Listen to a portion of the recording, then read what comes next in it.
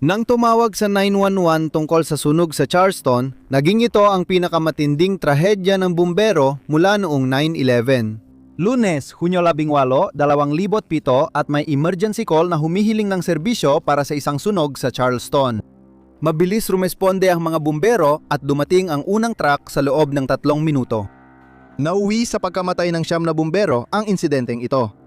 Ang Charleston, South Carolina ay may matagal at ipinagmamalaking tradisyon sa pagbubumbero. Noong 2007 ang departamente ay may 237 na bumbero sa 19 na kumpanya na nakakalat sa buong lungsod. Mahigpit ang samahan sa propesyong ito kung saan ang mga tauhan ay magkasamang nagbabantay ng 24 na oras kada 3 araw. Noong Lunes, unang natanggap ng mga dispatcher ng Charleston ang tawag sa 911 ng 7 minuto makalipas ang alas 7 ng gabi. Sumigaw ang tumatawag tungkol sa malaking sunog sa likod ng bodega sa komersyal na sentro. Hinimok nila ang emergency services na magmadali dahil bumubulwak ang usok mula sa gusali. Pagkatapos ng unang tawag, tumunog ang alarma sa Engine Company 11 habang kumakain ng hapunan ang mga tauhan. Mas mababa sa 1 milya ang layo ng istasyon mula sa sunog, kaya agad nagdala ng gamit ang mga lalaki at pumunta sa 1,807 Savannah Highway, Charleston kung saan naroon ang Sofa Superstore. Dumating ang Engine 11 sa 42,000 square feet na tindahan ng Webles bandang 10 minuto makalipas ang alas 7 ng gabi na may malalakas na sirena. Ang gusali ay nasa halos 2 ektarya ng lupa at nakita ng mga bumbero ang makapal na usok mula sa loaded dock area na madalas pagyusihan ng mga empleyado. Mabilis na kumilos ang mga bumbero at inatake ang apoy sa labas ng gusali. Kinuha ni Assistant Fire Chief Larry Garvin, ang pinakamataas na opisyal doon, ang pamumuno sa operasyon. Nagsuot siya ng protective coat at helmet saka pumasok sa harap ng gusali kasama ang 2 bumbero para suriin ang sitwasyon. Sanay na si Garvin sa tindahan dahil 1 oras siyang namili rito ng mga muebles para sa bagong istasyon ng bumbero noong nakaraang linggo. Ayon sa media, pinawanahan ni Garvin ang walkthrough sa gusali noong 2006 para planuhin ang pagtugon ng mga tauhan kung magkasunog. Ngunit hindi isinama ni Garvin sa kanyang 2006 na plano ang posibleng delikadong steel truss system na sumusuporta sa bubong ng showroom floor area. Disenyo ng konstruksyon na lumilika ng mga nakatagong espasyo sa itaas kung saan pwedeng kumalat ang apoy nang hindi agad napapansin. Nakakatakot, ang ganitong uri ng disenyo ay tinatawag na widow makers ng mga bumbero. Noong una, hindi nakita ni Garvin ang palatandaan ng apoy sa gusali kaya inakalang ligtas ang showroom. Pagbukas niya ng dobleng pinto ng bodega, hinila ng apoy ang mga pinto mula sa kamay niya habang nilalamon ang sariwang hangin. Malakas ang hatak kaya hindi maisara ni Garvin ang pinto habang pumapasok ang apoy sa showroom. Pagkalipas ng 4 na minuto, ilan sa mga unang pumasok sa gusali para pigilan ng apoy ay mga tauhan ng ladder 5 na may dalang hose. Sumunod na mabilis na pumasok ang mga tauhan ng Engine 16 at 19 na may dagdag na hose line. Nahihirapan ang mga tauhan apulahin ang mabilis na apoy dahil sa kulang na presyon ng tubig. Sa mga inilabas na recording ng radio transmission, naririnig ang ilang pangkat ng mga bumbero na ilang beses humingi ng mas mataas na presyon ng tubig. Mas maliit ang diameter ng hose ng departamente kumpara sa iba at nababawasan pa ang presyon ng tubig dahil tumatawid ang mga linya sa abalang Savannah Highway kung saan tuloy-tuloy na naapektuhan ang presyon kapag dinaraanan ng mga sasakyan ang mga hose. Pagdating ni Hepe Rusty Thomas, sinuot niya ang puting helmet. Namuno, muling ipinuwesto ang mga truck, nagkoordina ng suporta at minomonitor ang supply ng tubig. Ayon sa sistema ng command ng lungsod, ang ganitong gawain ay dapat ipinapasa sa iba para ang hepe ay makapokus sa paglaban sa sunog. Habang nagtatrabaho sa maliit na silid malapit sa bodega, napansin ni Jonathan Tyrell ng Sofa Store ang sunog. Narinig ni Tyrell ang mga sirena at alam niyang sa bodega lang siya makakalabas. Pagbukas niya ng pinto, isa naglalagablab na tumpok ng kasangkapan ang humarang sa daan niya palabas. Ito pa lamang ang simula ng sakuna. Sinubukan ni Jonathan Tyrell tumawag sa 911 bago mag alas 7:30 ngunit nabigo. Tinangka rin niyang tawagan ng kanyang asawa pero hindi rin ito nagtagumpay. Himalang nakapasok ang ikalawang tawag sa 911 kahit sinabi ni Tyrell na dati wala pang signal ng cellphone doon. Ikinonekta siya ng operator sa bumbero roon na nagsabing kumalma siya, dumikit sa sahig at maghintay. Sa gitna ng makapal na itim na usok, naisip ni Tyrell kung makikita pa niyang muli ang kanyang asawa at anak na babae. Kumatok siya sa mesa, kabinet at metal na pader, umaasang maririnig siya ng mga rescuer at matutukoy ang kanyang lokasyon. 5 minuto matapos tumawag, binasak ng bumbero ang pader gamit ang palakol at inilabas siya sa gusali. Si Tyrell ang huling taong nailigtas mula sa Sofa Superstore. Patuloy na lumala ang sitwasyon sa loob ng showroom dahil sa sobrang kapal ng itim na usok at mga nakasalansang muebles na nagpapahirap sa galaw at oryentasyon ng mga bumbero sa loob. Pagsapit ng 7:31 ng gabi, mahigit 100 lalaki ang gumamit ng breathing apparatus nang hindi bababa sa 18 minuto kaya halos maubusan sila ng hangin. Ipinakita ng radio transmission ang malubhang sitwasyon sa loob kung saan naririnig ang mga bumbero na sumisigaw ng hindi maintindihan. Isang bumbero ang balisang sumisigaw na hiwalay siya sa hose niya. Sa loob na nasusunog na gusali, alam ng mga bumbero na kailangang sundan ang hose pabalik sa truck para sa kaligtasan, lalo na kapag mahina ang visibility. Pagkatapos, bandang 7:32, dumating ang tawag na ayaw marinig ng kahit sino. Mayday ang umalingaw sa radyo. Isang pangalawang bumbero ang nataabot ng kanyang huling habilin direkta sa hepe. Karwan, pakisabi sa asawa ko na mahal kita. Nag-utos si Hepe Thomas ng radio silence para makausap ang mga tauhan sa loob.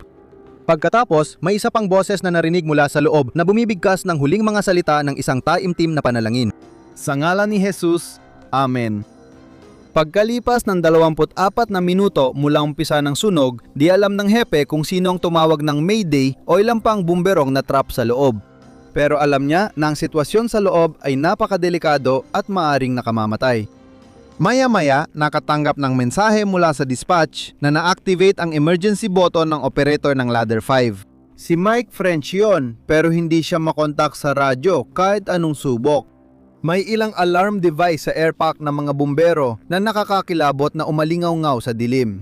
Ang mga alarm na ito ay otomatikong tumutunog kapag may panganib o kapag ang bumbero ay hindi gumalaw ng higit 24 na segundo. Ang mga bumbero ay nagmadaling binasag ang mga bintana sa harap ng tindahan upang makagawa ng mga labasan para sa mga natrap na bumbero sa loob at pasukan para sa mga bumberong sumusubok pumasok sa gusali upang tumulong. Ngunit ang aksyong ito ay lalo lamang nagpasiklab ng apoy dahil nabigyan ito ng mas maraming oxygen mula sa labas upang magpatuloy sa matinding pananalasa. Makapal na itim na usok ang lumabas mula sa mga nabasag na bintana na nagpapahiwatig na ang apoy ay naglalagablab sa napakataas na temperatura at maaari magdulot ng mapanganib na pangyayari tulad ng flashover. Nangyayari ang flashover kapag may pumasok na bagong oxygen sa malakas na apoy sa saradong lugar. Nagiging sanhi ito ng biglaang pagliyab ng lahat ng nasusunog na bagay malapit sa apoy. Noong 7:38 ng gabi, iniutos ng Hepe na lumikas agad ang lahat. Walang nagawa ang mga tauhan sa labas, kundi panuorin ang apoy nagbabagang puti. Makalipas ng wala pang 7 minuto, bumagsak ng malakas ang bubong ng showroom. Sabi ng mga saksi, dumaan ang init at abo sa ulo ng lahat bago sumiklab ang apoy na umabot. 30 talampakan at gumuho ang natitirang gusali. Sa oras na iyon, di pa alam ang bilang ng namatay. Unti-unting nalalaman ang lawak ng trahedya at eksaktong bilang ng mga nasawi ay malalaman lang ng mas huli pa kapag nasuyod ng mga rescue team ang lugar. Nakontrol ang apoy bandang 10:00 ng gabi. 3 oras matapos ang unang tawag sa 911. Magalang na nagbigay pugay ang mga nagdadalamhating bumbero habang isa-isang inilalabas ang mga katawan ng kanilang mga nasawing kapatid at nagpapatuloy ang paghahanap. Pagsapit ng 4:00 na madaling araw, inilabas ng lugmok na departamente ng bumbero ang mga katawan ng huling 2 bumbero. 9 na bangkay ang nakuha mula sa umuusok na abo ng showroom. Si Lewis Malky, Mike Benke, Melvin Champagne, William Hutchinson, Bradford Beatty, James Drayton, Mark Kelsey, Michael French at Brendan Thompson ay lahat namatay habang ginagampanan ang kanilang tungkulin. Ang mga lalaki na may edad mula 27 hanggang 56 ay pawang mga profesional na bumbero at may higit sa 130 taon ng karanasan sa kanilang lahat. Hindi bababa sa 10 bumbero ang nasugatan at muntik nang hindi makalabas bago gumuho ang gusali. Nadulot ng pagkabigla at lungkot sa mga taga Charleston ang pagkamatay ng mga bumbero. Nagbunsod ito ng suporta mula sa buong mundo, kabilang si Pangulong George W. Bush na tinawag ang mga lalaki na bayani. Aniya, ipinakita nila ang husay at tapang at ang kanilang pamana ay patuloy na magbibigay inspirasyon sa lahat ng Amerikano. 4 na araw pagkatapos, tinanggap ng mga matapang na lalaking ito ang pamamaalam na para sa mga bayani na magtipon ang libu-libong tao para magbigay ng huling paggalang. Dumating ang mga bumbero mula sa iba't ibang panig ng mundo. Mahigit 300 fire engines, leather trucks, ambulansya at mga sasakyang pangkumand ang dumaan sa 3 istasyon ng bumbero kung saan nakabase ang 9 na lalaki. Ngunit napakaraming tanong ng bansa. Sa simula, paano nasawi ang mga bumbero habang rumespond sa insidenteng inakala nilang sunog lang sa basurahan sa labas ng gusali? Noong 2008 lumabas ang mga sagot sa mga ulat ng National Institute for Occupational Safety and Health, National Institute of Service Technology at isang independenteng ulat na ipinakomisyon ng lungsod ng Charleston. Gumamit ang mga investigador ng modeling at sinuri ang labi, istruktura at laman ng tindahan. Gumamit din sila ng mga litrato, panayam, video at mahigit 900 na transmisyon sa radyo upang buuin kung paano kumalat ang nakamamatay na sunog. Ipinakita ng mga ulat na 2 pangunahing salik ang sanhi ng mapaminsalang sunog. Mga salik na may kinalaman sa mismong gusali at sa ari-arian kung saan naganap ang sunog, pati na rin ang mga operasyon na isinagawa ng Departamento ng Bumbero ng Charleston. Nalaman nito na ang Sofa Superstore ay may ilang mataas na panganib sa sunog kaya mas naging delikado ang sitwasyon. Naiwasan sana ang sunog kung itinayo at inalagaan ng ari-arian ayon sa batas at regulasyon. Kasama rito ang mga dagdag sa estruktura na karamihan ay gawa sa kahoy at pinalibutan ng yero. Ayon sa ulat, itinayo ang mga dagdag na ito nang walang mga permit sa pagpapatayo at lumabag sa ilang rekisito ng code.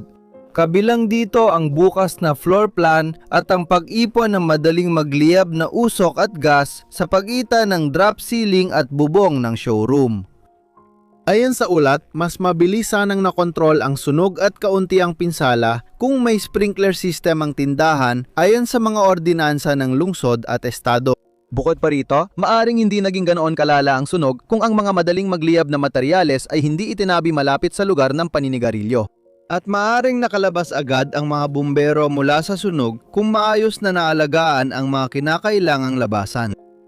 Pero ang lungsod ng Charleston at ang Departamento ng Bumbero ay may papel din na ginampanan. Nadiskubre sana ang mga paglabag sa building code kung regular na nagsagawa ng mga inspeksyong pangkaligtasan sa sunog ang lungsod ng Charleston at naturuan ang mga bumbero na matukoy ang mga paglabag sa code sa mga pagbisita para sa pre-fire planning. Napag-alaman ng investigasyon na kulang sa tao, hindi handa ang departamente at luma ang gamit sa pag-respond sa sunog. Nalaman nilang dahil sa maliit na hose, kulang ang tubig para makontrol ang apoy sa kisame sa itaas. Sinuri rin ang agresibong teknik ng Charleston Fire Department sa pag-apula ng apoy. Napagpasyahan sa ulat na ang agresibong taktika ng departamente ay naglantad sa mga bumbero sa labis at may iwasang panganib. Natuklasan sa mga ulat na may kasamang tala ng mga pangyayari noong gabing yon na hindi tama ang naging pagsusuri ng mga opisyal sa sitwasyon dahil hindi nila agad pinaalis ang mga bumbero mula sa sunog. Napansin din na iniutos ni Hepe Thomas ang pagbabasag ng mga bintana ng tindahan nang mapagtanto niya. Natrap ang mga bumbero sa showroom na puno ng usok, isang hakbang na nagpasok ng oxygen sa gusali at nagpabilis sa flashover na sumiklab sa showroom.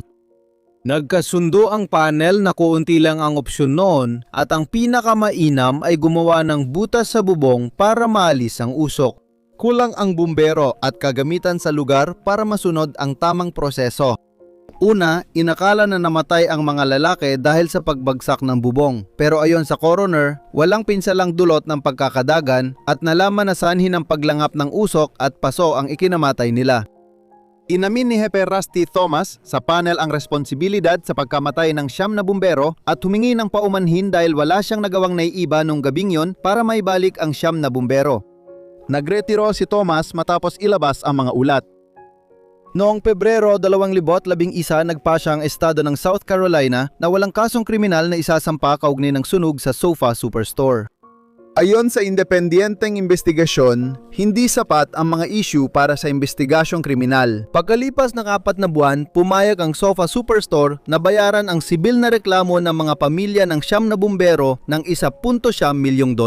Nagkasundo rin sila sa 9 pang bumbero na nagsabing nagkaroon sila ng emosyonal at pisikal na karamdaman dahil sa sunog. Tinatayang mahigit $18 milyong ang binayad sa mahigit 2 dosenang nasasakdal. Hindi na itinayo muli ang Sofa Superstore.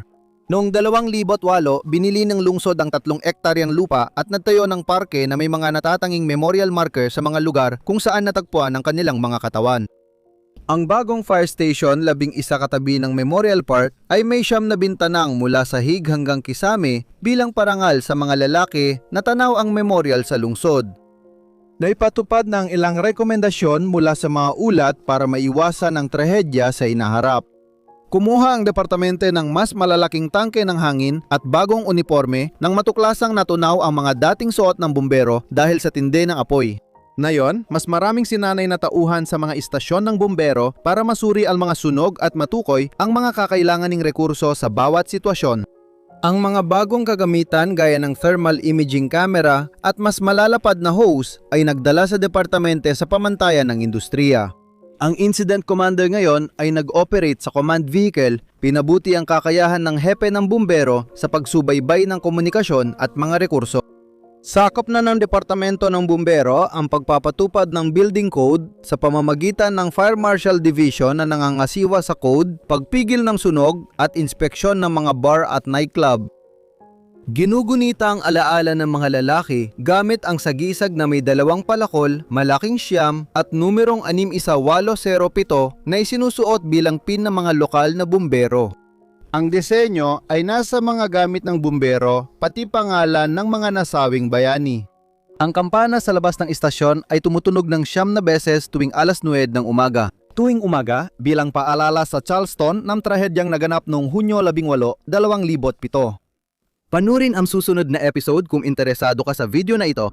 Like at mag-comment kung gusto mong suportahan ang channel.